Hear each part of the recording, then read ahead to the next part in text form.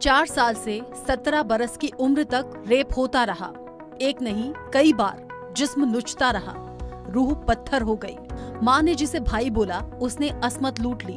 जीजा ने इज्जत तार तार कर दी। पहला पति शराबी, दूसरा पति खून से रंग देता था। जिंदगी ने जिंदगी भर गम दिए, मौसम सारे नम दिए। 2 शादियों ने दर्द हरदम दिए। मोनालिसा की ये कहानी दर्द से कामयाबी की हद खींचने वाली वो इबारत है जो रुलाएगी, रूह कपाएगी, जिंदगी की बड़ी सीख दे जाएगी। बचपन में पापा गुजर गए, पड़ोस के मामा देखभाल करते थे। 4 साल की उम्र में कब मामा की नजर दागदार हुई एहसास ही नहीं हुआ। शरीर छलनी होता गया, पर कच्ची उम्र को पता ही नहीं चला कि वो तो बलात्कार का शिकार हो रही थी। जुबान खोली तो माँ ने दुनिया का हवाला दिया। शहर बदला, बस्तर से जमशेदपुर आना हुआ। जीजा को पिता माना, पर वो भी जल्लाद निकला। भागकर दिल्ली आई, मनपसंद इंसान से शादी की, वो शराबी निकला। दूसरी शादी में हमसफर, हमनवा, जीवन साथी ढूंढा, लेकिन जख्म अभी बाकी थे। हद तो ये कि दूसरा पति शराब के नशे में धुत होकर गाड़ी से बाहर फेंक देता था। आंखें पथरीली, आंसू सूखे, जज्बात जाम और कलेजा पत्थर हो चुका था। पत्थर को तराशा, गम के बीच उम्मीद को तलाशा, और मोनालिसा ने जिद ठान ली। जिद को जुनून और जुनून को जज्बा बनाकर मेंटल वेलनेस कंपनी बनाई। आज अपनी कंपनी चलाती हैं। घरेलू हिंसा और कॉर्पोरेट टॉर्चर के खिलाफ जागरूकता फैलाती हैं। दुनिया से जख्म छिपाती हैं, मुस्कुराती हैं और कहती हैं जिंदगी हर कदम एक नई जंग है। मोनालिसा, आपके जज्बे को सलाम। हम महिलाएं के आज के एपिसोड में आप सभी का बहुत स्वागत है। आपके साथ मैं रचना बंसल। जिंदगी में जब कभी ठोकर लगती है या कोई जख्म लगता है तो हम वहीं रुक जाते हैं या सहम जाते हैं या आगे बढ़ने की उस तरीके से ताकत नहीं हो पाती। लेकिन कई बार यही जख्म हमारी ताकत का काम करते हैं और हमें न सिर्फ आगे बढ़ाते हैं बल्कि ऐसे कई लोगों को हम ताकत देते हैं जो हम जैसे जख्मों से गुजरे हुए हों। आप सोच रहे होंगे मैं भला आज क्या बात कर रही हूँ।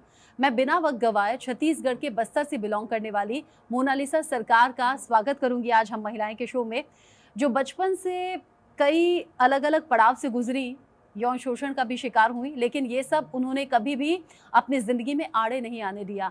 इन सभी जख्मों को ताकत बनाया और फिर ताकत के बाद बहुत सी महिलाओं के लिए आप उड़ने की ताकत देती हुई नजर आई, उन्हें बोलने की ताकत देती हुई नजर आई। मोनालिसा जी, बहुत स्वागत है आपका। मैं शुरू से जानना चाहूंगी क्योंकि आपने एक ऐसी कंपनी रन की है जो सालाना 30 करोड़ की कमाई करती थी। आपने बहुत से लोगों को रोजगार दिया, लेकिन फिर भी लग रहा था कि जिंदगी में कुछ तो कमी है। फिर आपने खास तौर से विमेंस के मेंटल वेलनेस के लिए काम करना शुरू किया। आपकी ये कंपनी क्या काम कर रही है, कैसे काम करती है और ये सोच कहाँ से आई?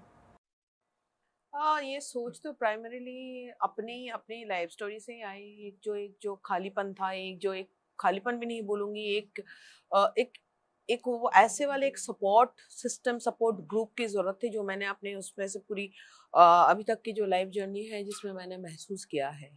अदरवाइज मैं पिछले 30 साल से दिल्ली में हूँ। हाँ, बिलोंग मैं बस्तर से ही करती हूँ। वहीं पे मैं मेरे पैदाइशी इनिशियल स्कूलिंग भी वहीं से हुई है। काफ़ी लंबा रास्ता तय करके मैं यहाँ तक पहुँची हूँ। बहुत सारे उतार चढ़ाव, हर एक चीज़ देखे हैं। सो ये वाली कंपनी जो है मैंने शुरू करी है इस अभी बस पिछले साल ही शुरू किया है। पिछले साल एंड में शुरू किया था मैंने। एक हमारे सोसाइटी में एक गैप है जहाँ पे हम अपने एक एक कोई नॉन जजमेंटल कोई स्पेस नहीं है जहाँ पे आप अपनी जो आप जो हो अपने आप को एक्सप्रेस कर सकते हो। शायद मैंने इस तरीके से कि आप अपने आप को अपने सामने मिरर की तरह खड़े कर सकते हो और उसमें से जो चीज़ जो अच्छाई है उसको एक्सेप्ट कर सकते हो, जो कमियां जो है उसको भी एक्सेप्ट कर सकते हो। ये वाले स्पेस की बहुत कमी है और शायद इसीलिए ना दुनिया तो प्रोग्रेस कर रही है, आगे बढ़ते जा रहे हैं और उस जो स्पीड है, पेस है, उसके साथ हम मैच नहीं कर पा रहे हैं और कहीं ना कहीं जाके ना हम अपने आप को ना लूज करते जा रहे हैं, खोते जा रहे हैं। जो अपना अपना जो अस्तित्व है बोल सकते हो, वो चीज़ की कमी है और ये शायद हर एक जगह पे ये झलक रहा है। चाहे आप एक टीनेजर को देख लो, चाहे आप एक अडल्ट मेच्योर्ड पर्सन को देख लो, चाहे आप आजकल रिलेशनशिप एकदम कांच के ग्लास की तरह हो गए हैं, टूटते जा रहे हैं। Professional personal life balance zero है और हम हमेशा एक एक बोल सकते हैं ककून, एक आर्टिफिशियल लाइफ के अंदर रह रहे हैं कि ये हमारा वो है। सोशल मीडिया का भी काफी हद तक हाथ है, क्योंकि उसमें हमें हमें एक तरह से ना एक मेक शिफ्ट आर्टिफिशियल एक वो मिलता है, एक तरह से ना एक एक सपोर्ट कि हाँ ठीक है ये हमारी जिंदगी है। करते करते हम कहाँ हैं।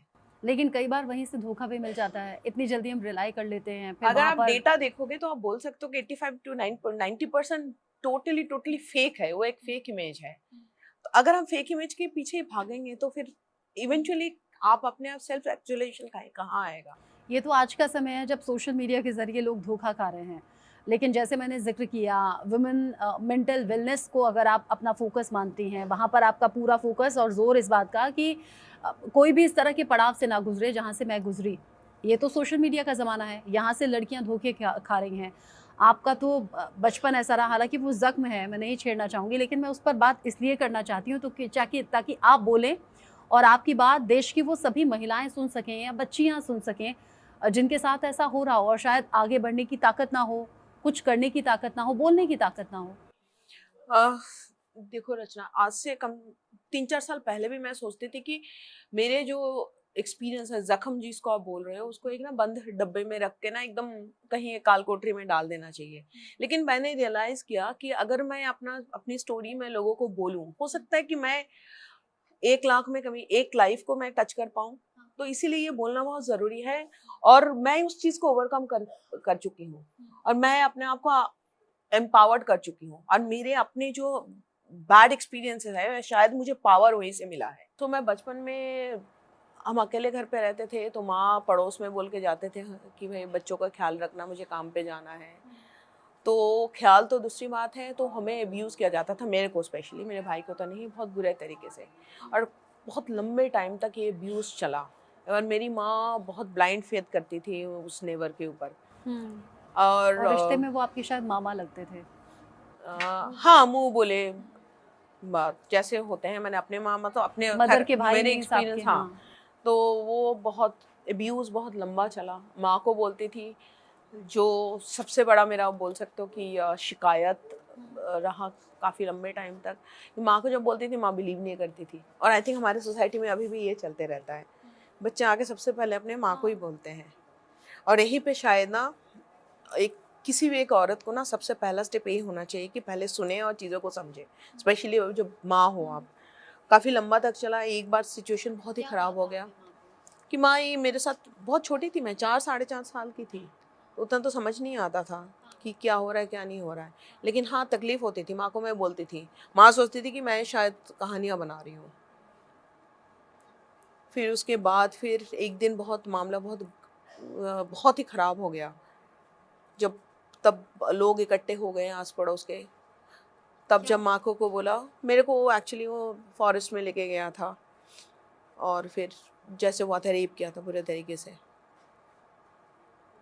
तब अचानक मेरे माँ को समझ आई कि हाँ, और फिर उसके बाद उनका दूसरा साइकोलॉजी काम करना शुरू किया कि मैं माँ हूँ, मुझे तो अपने बच्चों को प्रोटेक्ट करना चाहिए। यानी पब्लिकली तो जब चीजें सामने आ गई, जब हाँ, लोगों के सामने आ गई, तब उन्हें रियलाइज हुआ कि रियलाइज मेरी हुआ कि बेटी ठीक हाँ बोल रही है। ठीक बोल रही है। और ये सिलसिला जो है ना, नहीं सुनने को, मेरे पे विश्वास नहीं करने का सिलसिला काफी लंबे दौर तक चला है मेरी जिंदगी में। शायद ना 4 साढ़े 4 साल तो बहुत छोटी एज होती है मोनालिसा जी। है, और खाली वो सिलसिला वहाँ खत्म नहीं हुआ ना, ये वन टाइम इंसिडेंट नहीं था। ट्रेजिडी इसी बात का है कि वो वन टाइम इंसिडेंट नहीं था। उसके बाद तो खैर पुलिस केस जैसे होता है, जैसे होते रहा। कोर्ट का भी एक्सपीरियंस बहुत बुरा। कोर्ट में मैं छोटी सी थी और हम जाते थे, बहुत दूर था, 250 किलोमीटर दूर, बस में बैठ के हम कोर्ट में जाते थे, पेशी जब होता था। और वो मुझे याद है कटघरे में खड़े करते थे, ट्रेडिशनल जैसे फिल्मों में दिखाते हैं वैसे ही कटघरे थे। और ना मैं छोटी थी तो एक स्टूल दे के वकील खड़ा करते थे, फिर उसके बाद सवालें होते थे, अजीब अजीब से सवाल, ग्राफिक डिटेल्स, और एक बार नहीं हर एक बार पूछा जाता था, और लोग बैठते थे, लोग बड़े इंटरेस्ट लेके सुनते थे। तो ये कि बहुत ही अजीब सा हमारा सोसाइटी का एक दूसरा जो है ना, वो साइड ना बचपन से मैं देखते आई हूँ, जहाँ पे कंपैशन जो है ना वो बहुत कम है, एम्पैथी बहुत कम है, अजीब से क्यूरियोसिटी है। मुझे ये नहीं पता कि मैं तो एक्सपर्ट हूँ नहीं, कि ये एजुकेशन की कमी है या हम उस तरह से इवॉल्व नहीं हुए हैं, भगवान ही जाने। बट वो जो चीज़ है ना, जितना ना मेरे साथ फिजिकल जितना हादसा हुआ, उससे ज़्यादा उसके बाद के जो चेन रिएक्शन से बहुत ख़राब था। एक ट्रॉमा था, मैं बहुत ज़्यादा ट्रॉमाटाइज थी बहुत लंबे टाइम तक। अडल्ट होने के बाद भी ना मैं बहुत मेजर ट्रॉमा में थी कि हमेशा ना मुझे ना वो एक सेफ एंड सिक्योर्ड और कोई मुझे सुने, उस साइकोलॉजी में काम करती थी कि somebody has to hear me, I have to be heard and I need to find a secured place. शायद यही मेन रीज़न रहा होगा कि I am trying to create this kind of a place now, जो इसमें company से मैं शुरू करना चाहती हूँ। क्या ऐसा भी हुआ कि किसी ने उल्टा आपकी गलती निकाल दी हो या आपको डांटा हो? हमेशा, ऑल द टाइम। वो तो शुरू होती है मेरी माँ बचपन से। में भी? 4 बचपन साल में की भी, में? 4 साल में। क्या कहा गया? कि नहीं, तुम ही ने कुछ करा होगा, तुम कहानियाँ बना रहे हो। और जब सबके सामने आ गई चीज़ें उसके बाद? तब उनको लगा।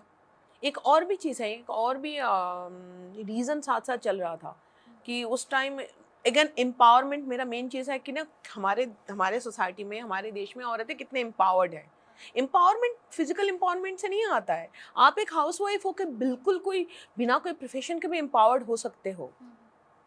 सो उसका मतलब ये नहीं कि आपको जाके आंदोलन करना है, आपको बहुत प्रोवोकेटिव आर्टिकल लिखना है कि आई एम एम्पावर्ड करके। सो मेरी माँ के साथ और वो थे कि हम तीन भाई बहन थे। तो एक उनका दिमाग में ये था कि an empowered woman should be like you know, एक बेटा एक बेटी हो गया कंप्लीट फैमिली। उस टाइम आई थिंक दैट शुरू भी हुआ था ये दौर and all. So I am the third child और ऊपर से लड़की। तो मैं कंटिन्यूसली सुनते आई हूँ, अनवांटेड ऊपर से लड़की, अनवांटेड ऊपर से लड़की, काफ़ी लंबा टाइम। फिर ये चीज़ मेन चीज़ जो है हमारे सोसाइटी में, nobody wants to talk about it and everybody is facing it, that sense of safety, security and empowerment never starts from home। और जो मेरे साथ हुआ है, उसके बाद कोर्ट केस हुआ, जेल चला गया। मेरी माँ को एक ना वो ब्रेवरी का सोशल एक्सेप्टेंस मिला, हाँ देखो इससे ये हुआ, बट उन्होंने फ्लिप साइड उन्होंने देखा नहीं। जो चीज़ मुझे उनसे चाहिए था कि आप प्रोटेक्ट करो, आप बिलीव करो, ट्रस्ट करो, वो उन्होंने करा नहीं। उसके बाद उन्हीं के कोई कलीग, उन्हीं के कोई मुँह बोले भाई या हमारे कोई मुँह बोले चाचा, वो सारे के सारे वही चीज़ कंटिन्यू करते गए आपके साथ? मेरे साथ continue for a long period of time. और मेरी माँ के धीरे धीरे डिस्टेंस बढ़ते गया, because my mother would never believe me. माँ को तब भी लगता था कहानियाँ बना रही है। तो बीच में एक दौर आया जब मैंने बात करना बंद कर दी। ऐसे भी इंसिडेंट हुआ, लोग सोचते थे कि मैं डेफ हूँ, मैं गूंगी हूँ, मुझे बात नहीं करना आता है, क्योंकि मुझे लगता था फ़ायदा ही नहीं है। मैं कंसंट्रेट करने लगी पढ़ाई में, मैं किताबों के अंदर खो गई। क्या पढ़ पाती होंगी लेकिन 4 साल के बच्चे के साथ रेप हो जाए और उसके बाद न जाने कितने और लोग। हाँ, तो क्या था ना, फॉर्चुनेटली क्या था, हम बहुत जल्दी ना पढ़ना सीख गए थे। मैं बहुत जल्दी ना, तो हमारे घर में काफ़ी सारी किताबें थी और फिर मैं बस, मेरा वही है, किताब ही मेरे ना दोस्त बन गए। और फिर मैंने I think by the age of 10-12 I was very determined कि एक ही चीज़ है, इसका अपनी आवाज़ निकालने की, अपने पैरों में खड़े होने की या इस माहौल से बाहर जाने की, वो है कि अपने आप को एजुकेट करो। बहुत ज़रूरी है। जितना जल्दी आप एजुकेट करोगे, जितना जल्दी आप अपनी अर्निंग शुरू करोगे, जितना जल्दी पैरों में खड़े हो जाओगे, उतना जल्दी आप फ्री हो कर पाओगे अपने आप को। वो thought got stuck into my head completely. तो मेरा सब, उसके बाद मेरा एक ही मकसद था कि मुझे किसी भी हालत में पढ़ाई करनी है। ब्रदर इन लॉ उन्होंने अब्यूज़ करना शुरू कर दिया और मेरे सिस्टर को सारा कुछ पता था। सिस्टर चुप रहती थी। सिस्टर उल्टा मेरे को कोसती थी कि मेरे गलती की वजह से। आपने पूछा नहीं मेरी क्या गलती है? हाँ, तो मैंने पूछा क्योंकि मेरे को I was not allowed to talk much because everybody was doing a favour to me. Family में 2 फीमेल्स, एक बहन हुई, एक माँ हुई, और एक फीमेल के साथ, एक छोटी बच्ची के साथ ऐसा हो रहा है। ना माँ ने उस तरीके से सपोर्ट किया, ना बहन ने सपोर्ट किया। कभी ये दिल नहीं किया कि फैमिली होकर भी फैमिली नहीं है, सब कुछ छोड़ छाड़ के चली जाऊँ कहीं? हाँ, हुआ ना, चली भी गई थी मैं भाग गई। अच्छा, ये होने के बाद मैंने 12th के बाद, देखो एक ही मेरे लिए ना नॉर्थ स्टार एक ही था अपने लाइफ का, कि एजुकेट करना है अपने आप को, इंडिपेंडेंट होना है। एजुकेशन एक ही चीज़ जो है बहुत early stage of my life, ये मेरे को समझ में आ गया। जब तक आप एजुकेट नहीं करोगे अपने आप को, पढ़ोगे नहीं तो आगे बढ़ोगे नहीं। अब मेहनत का काम तो कर लोगे, बहुत आसान था मेरे लिए किसी कहीं जगह हाउसकीपिंग का काम कर लूँ, ठीक है, उसमें भी तो मेरे को एक मोमेंटरी सेफ्टी बोलो, चाहे फाइनेंशियल सेफ्टी बोलो या फिजिकल सेफ्टी बोलो, मिल ही जाता है। या बट मेरे लिए वही था कि मेरा नॉर्थ स्टार वही था कि मेरे को अपने आप को एजुकेट करना है, और आई थिंक दैट वही ड्राइविंग फैक्टर था। मैं वहाँ तक बर्दाश्त करती रही 12th तक, क्योंकि मुझे वो कंप्लीट करना था। उसके बाद मैंने I had that final talk with my sister. तब मेरी माँ और सिस्टर दोनों एक साइड हो गए कि ऐसा तो हो ही नहीं सकता, तो हमेशा कहानियां बनाती है, अब टाइम आ गया है, अब लेकिन तब तो करो। आप इतनी छोटी बच्ची नहीं थी। नहीं, मैं 17 की थी। हाँ, मैं तो 17 17 में की तो कहानियां नहीं माने कहा बनाएगी बहुत बच्चे। हो गया ना तुम्हारा 12th, अब शादी करानी है। तो फिर then I run away from home, run away. I said कि ओके फाइन, वेरी गुड, अगर यही अगर है तो ठीक है, कोई बात नहीं। तो मैं घर से भाग गई थी। मैं 11 साल तक मेरी माँ या कोई फैमिली के टच में नहीं थी। 11 साल। तो फिर उस टाइम में किसी से मेरी मुलाकात हुई थी, तो काफ़ी पढ़े लिखे थे, मेरे से बहुत बड़े थे, और बट उन्होंने जो एक बात कही थी कि एजुकेशनल सपोर्ट वो देंगे, तो मैं उनसे शादी कर ली। वो मेरा पहला मैरिज था। कितने बड़े थे आपसे? 17 साल बड़े थे, मैं 17 थी और वो 34 के थे। पर आपने इसलिए शादी कर ली कि ये मुझे हाँ, मेरा पढ़ाएंगे। एक ही था कि ये पढ़ाएंगे, पढ़ाए वो ज़रूर। मैंने वो सपोर्ट मिला मुझे वो वहाँ से हट के, कम से कम किसी ने ये नहीं बोला कि पढ़ के क्या होगा, अभी बस बहुत हो गया। मैं ये नहीं आया दिमाग में के कि अभी तो मैं बालिग भी नहीं हूँ, नाबालिग हूँ? आया ना वो उसमें भी अगेन हमारे देश की हम एडवांटेज उठाते हैं। मैं इसमें मजाक में बोल सकती हूँ, बट हम उठाते हैं ना, तो हम उठाएं और कर लिए शादी। लेकिन हाँ, मैं 6 साल उस शादी में रही, ये सोच के कि अपना करियर बनेगा। एजुकेशन कंप्लीट हो गई, कुछ हद तक तो एजुकेशन कंप्लीट हुआ। मैंने ग्रेजुएशन करी, कुछ प्रोफेशनल कोर्सेज भी करी, जॉब ढूंढने लगी। लेकिन प्रॉब्लम ये था कि शायद मेरा वो सपोर्ट कमज़ोर था। तो शायद वो मेरा वो पहला वाला मैरिज जो था, जो मोमेंटरी सिक्योरिटी था, जिससे कि मैं फोकस कर पाई अपने कुछ हद तक एजुकेशन को थोड़ा सा आगे लेने के लिए। सच पूछो तो उतना तो मैंने सोचा नहीं था कि आगे करियर में क्या करेंगे, क्या नहीं करेंगे, क्या नहीं। तो मैं तो फ्लो के साथ ही जा रही थी एजुकेशन को मुद्दे में रखते हुए। सो मैं दिल्ली आ गई थी 2000 रुपया जेब में लेके, और मैंने ये सोच के कि देखी जाएगी, कुछ ना कुछ तो होगा ही होगा। ये बोल सकते हो यूनिवर्स के ऊपर भरोसे, फेथ और ट्रस्ट में, whatever is happening good for me times. तो मैं आई, वो भी एक काफ़ी इंटरेस्टिंग जर्नी रहा। हाँ, साथ साथ एक चीज़ ज़रूर हुआ था, मैं काफ़ी सेल्फ सफिशिएंट हो गई थी। मेरा वो एक जो ना अपने आप के अपने अंदर ना एक ताकत, स्ट्रेंथ आ गया था, that no one can do anything against my wishes. No means no. Confidence आ गया था काफ़ी, बहुत हद तक। तो वो मुझे काफ़ी हद तक लिबरेट कर दिया था फ्रॉम माय फियर।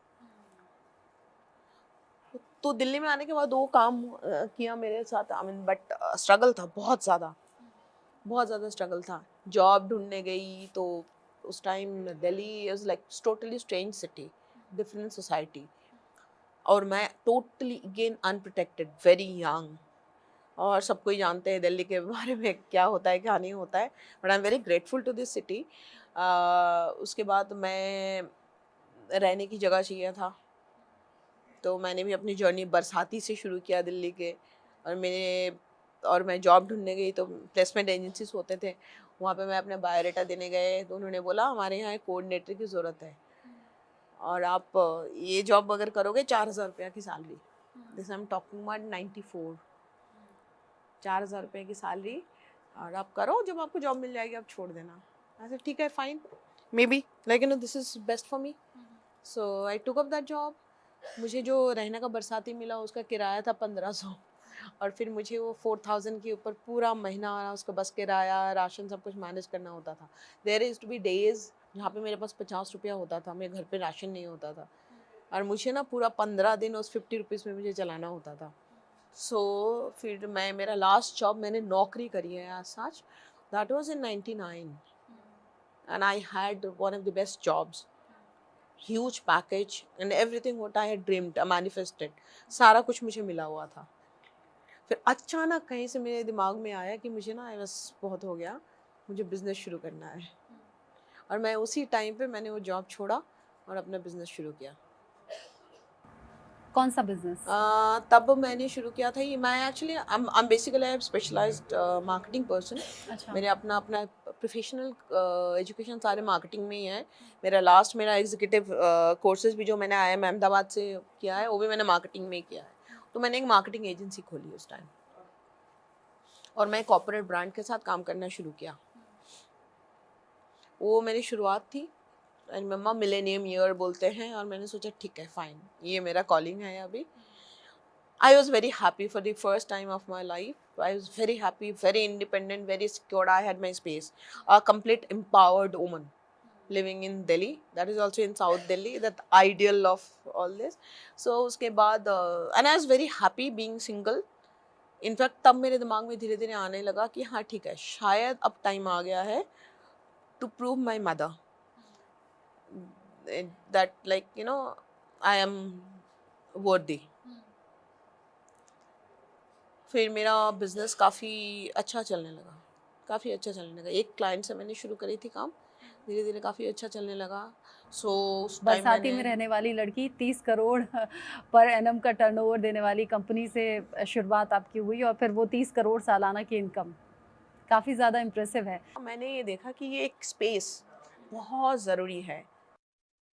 शायद मैं आपके साथ ये जो बात कर रही हूँ, शायद मैं यहाँ पे भी एक स्पेस क्रिएट कर रही हूँ। कुछ चीज़ें आप अपने प्रोफेशनल दायरे से बाहर आके आप कनेक्ट कर पा रहे हो कि मैं क्या बोल रही हूँ। वैसे मैं लाइफ में आपसे ज़्यादा एक्सपीरियंस्ड हूँ, आप शायद अभी वो जर्नी लिए नहीं हो, कहीं ना कहीं ये रचना आप मेरे से कनेक्ट कर रहे हो, राइट। वो स्पेस क्रिएट करना बहुत ज़रूरी है, अदरवाइज़ पता नहीं कितने ज़िंदगी ख़राब होंगे, कितने सारी चीज़ें हम औरतें, इवन खाली औरतों को क्यों बोलो, कहीं ना कहीं जाके मर्द भी ना फंसे हुए हैं। हम एक ना वो एक जो चीज़ जो नहीं है ना उसमें इमेज उसका बनाना चाह रहे हैं। जो चीज़ हम है ना उसको हम बोलते नहीं हैं, उसके लिए हम सपोर्ट भी नहीं मांगते हैं।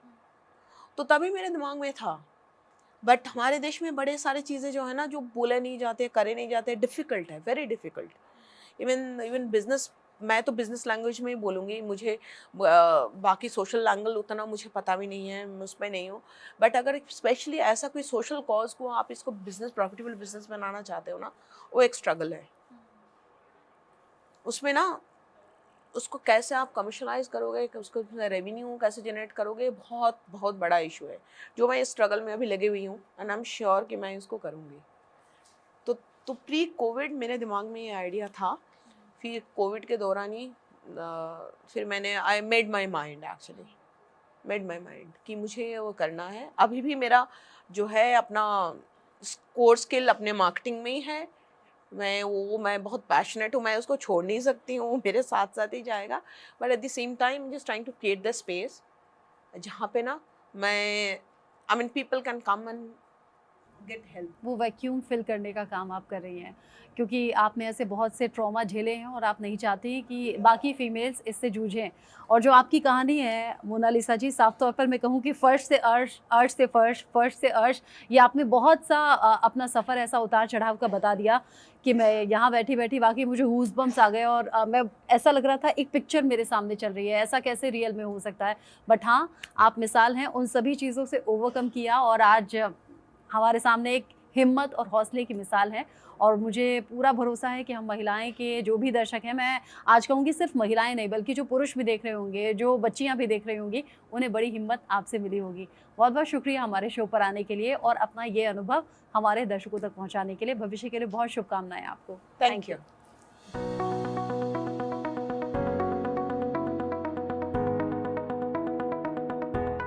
Co-powered by